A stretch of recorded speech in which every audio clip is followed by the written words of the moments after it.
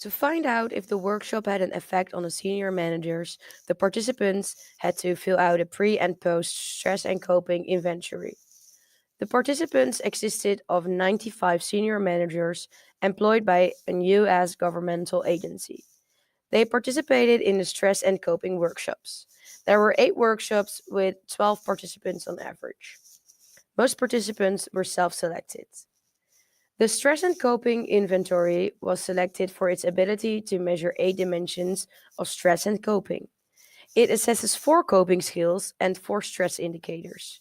By subtracting the total score for all 4 stress indicators from the total score for all 4 coping abilities, a quantifiable estimate of a person's balance between stress and coping can be made, the global balance score.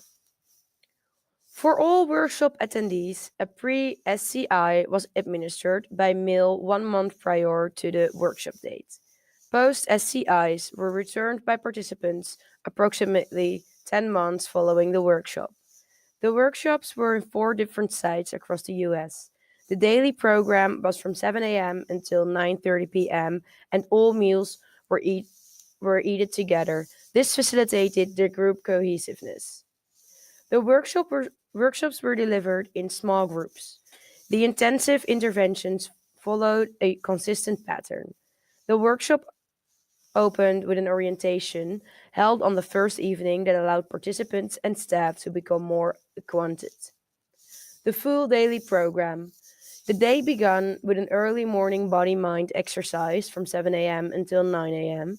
After that, the morning sessions began from 9 a.m. until noon, where specific stress and coping topics were discussed. Afternoon sessions were conducted in a challenge of ropes course format in the style of Project Adventure and Outward Bound. Typically, participants engaged in 4 to 6 initiatives per day, involving a mix of physically and mentally challenging problems.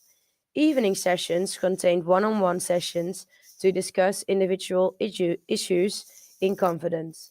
At the end of the workshop, there was a celebratory dinner and inexpensive gifts that were selected by the staff for each participant.